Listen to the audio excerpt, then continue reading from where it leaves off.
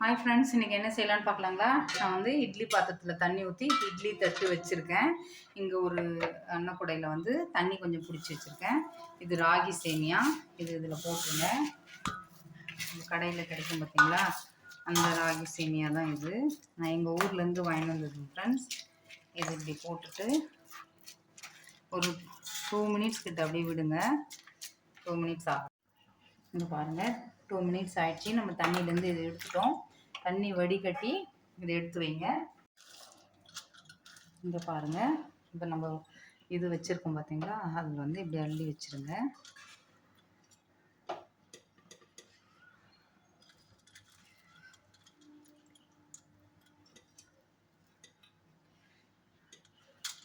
இது ஒரு 10 நிமிஷம், ஒரு 15 நிமிஷம் போல் ஸ்டீம் பண்ணி எடுக்கலாம். நம்ம இப்படியெல்லாம் ஒதுக்கி விட்டுருங்க.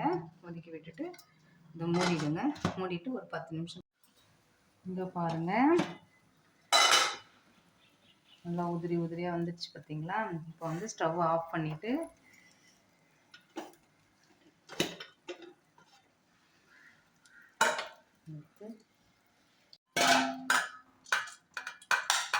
எல்லாமே இது பண்ணிடுங்க ஃப்ரெண்ட்ஸ். இங்கே பாருங்கள்,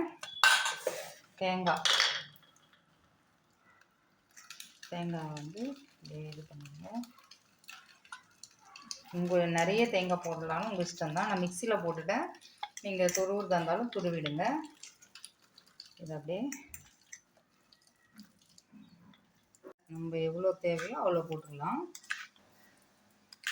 இன்னும் கொஞ்சம் போடலாம்.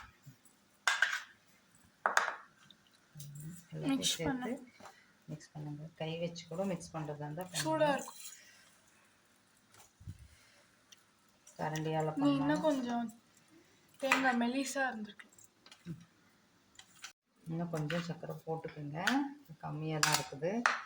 இது அப்படியே பாருங்கள், சூப்பரான சேமியா போட்டு ரெடி. ஈஸியானதுங்க ஃப்ரெண்ட்ஸ், ரொம்ப ஈஸியாக செஞ்சிடலாம். குழந்தைங்களுக்கு ஸ்நாக்ஸு. ரெண்டே இருந்துச்சு. தேங்காய் சர்க்கரை சேமியா.